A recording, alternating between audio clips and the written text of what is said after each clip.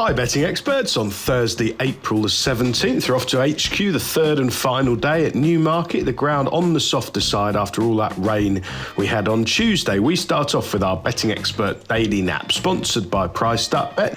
It's a handicap over the straight mile, a class 4, 3-year-olds only, £7,700 to the winner, all the top local yards represented. I think Byblos is by far the most interesting runner on handicap debut for the Gosdens now.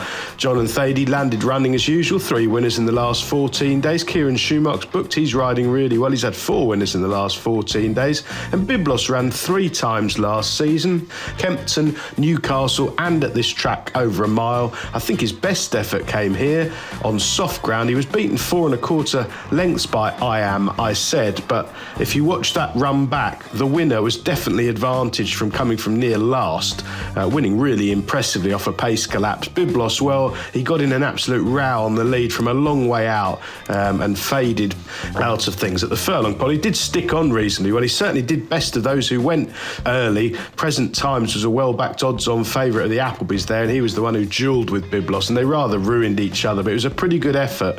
I think Byblos' value a lot better than that run, and a mark of 84 could well underestimate him now going into handicaps for the first time. He has been off for 176 days, but I very much doubt he won't be fully primed to make a winning start in this Spear. And as I say, the recent rain is very much in his favour, and perhaps not in the favour of most of his rivals up the front of the market, all of whom were declared on good to firm ground earlier in the week.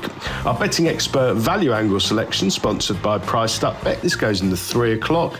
This is the Japanese Racing Association handicap, again over the straight mile, a class 2 for 4-year-olds and upwards. Good prize money, £18,000 to the winner, and I think this is made for Peter Chappell-Hyam's consistent performer, Desperate Dan, from a mark of 82. Now, Peter usually has his horses well forward at this stage of the season, and a couple of them have been running with promise. He hasn't had that many runners. Desperate Dan, just a tough, likeable, upwardly mobile handicapper. I like the fact his win last season, he ran really well all last season, by the way, and he got rewarded in the back end in a heavy ground Nottingham handicap from a mark of 72. Absolutely bolting up there, pulling a bus under Callan, winning impressively by 5 lengths. Obviously, that they did take it literally. It has to be said, he got walloped up.